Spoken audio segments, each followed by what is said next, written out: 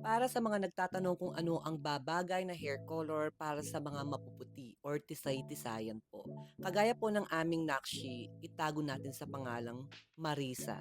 Ang buhok ni Marisa ay 5 to 6 months nang hindi nagagalaw. Kaya naman po nagsilipana na ang mga split ends at dryness sa kanyang buhok. Kaya naman ang gustong ninanais na hair color ni Marisa ay tisay-tisayan looks ng without bleach.